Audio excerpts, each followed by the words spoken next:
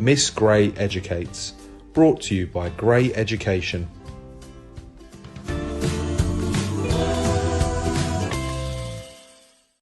Emily Brown and the Thing by Cressida, Cowell and Neil Layton. Once upon a time there was a little girl called Emily Brown and an old grey rabbit called Stanley. Emily Brown and Stanley were trying to get to sleep after a busy day, but a noise was keeping them awake. Splish went the noise. Splosh went the noise. It seemed to be coming from the window. There was a thing sitting on the windowsill. Large tears were dripping onto his pyjamas. "Oh, Emily Brown," wept the thing. "I can't find my cuddly however hard I look. It's not in the dark and scary wood, and it's not under my pillow. You and Stanley must come and find it for me, because I can't sleep without it." So Emily Brown and Stanley put on their wet weather wind coats and their see-in-the-dark glasses and their special boots for climbing. They searched down low in the tangles and they searched high in the treetops. They ran away from wolves and they lifted up trolls. And eventually they found the thing's cuddly right at the top of the twistiest, thorniest tree in the dark and scary wood. "Thank you," said the thing. "Don't mention it," said Emily Brown. "And now you must be quiet. Stanley and I are trying to sleep." "I promise," said the thing, cuddling his cuddly. Emily Brown shut the window. A short while later, Emily Brown and Stanley were trying to get to sleep again, but a noise was keeping them awake. Rumble, rumble, rumble went the noise. Rumble, rumble, rumble. It seemed to be coming from the kitchen. It was the thing again. "Oh, Emily Brown," grumbled the thing. "All I had for my tea was 100 hamburgers and 1 small apple for the vitamins, and now I'm ever so hungry and thirsty.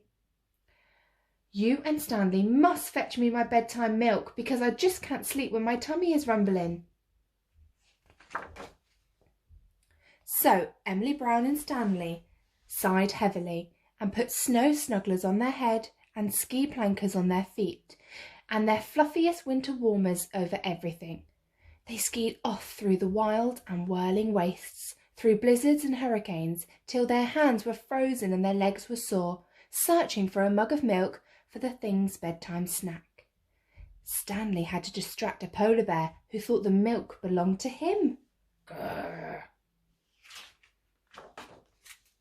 "Thank you," said the thing. "Don't mention it," said Emily Brown. "And now you must be quiet. Stanley and I are trying to sleep."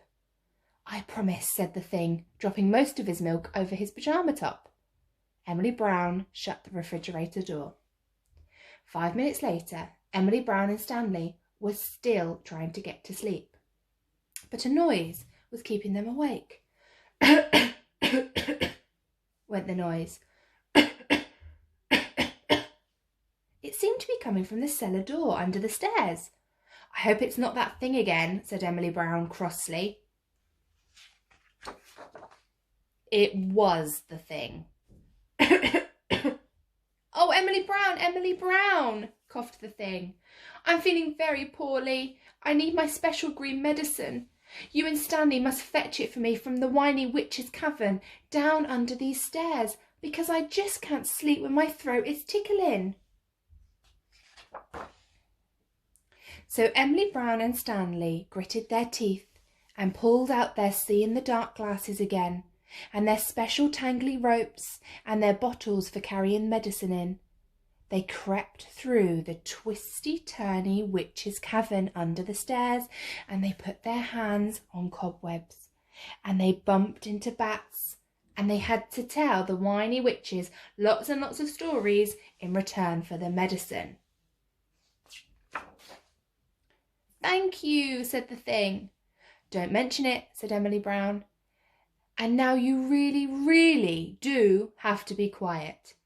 Stanley and I are trying to sleep." Emily Brown had hardly even shut her eyes before the noise started again. Scratch, scratch, scratch went the noise. It seemed to be coming from under the bed. It was that thing again. "I've got this very itchy leg," began the thing, but this time Emily Brown had had enough. "Stop!" shouted Emily Brown. "I've had enough. We've rescued your cuddly from the dark and scary wood.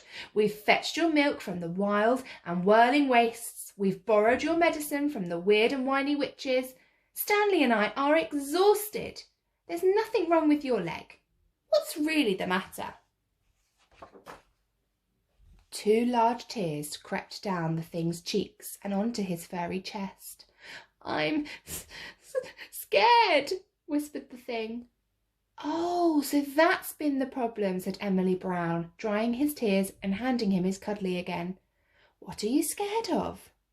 "Oh, I don't know. Things," said the thing. "But you are a thing," said Emily Brown. "Am I?" said the thing in surprise. "I wondered what I was." "You're definitely a thing," said Emily Brown, tucking him in tightly and putting his hot water bottle underneath his hairy legs. "Am I scary?" asked the thing. "You're not at all scary," said Emily Brown. "You're a very nice thing, and when Stanley and I are trying to get to sleep, we always find it helps to think of nice things. Maybe you should try doing that yourself." "Maybe I will," said the nice thing, yawning very wide. "Night-night, Emily Brown. Sleep tight. Sweet dreams." Miss Gray Educates, brought to you by Gray Education.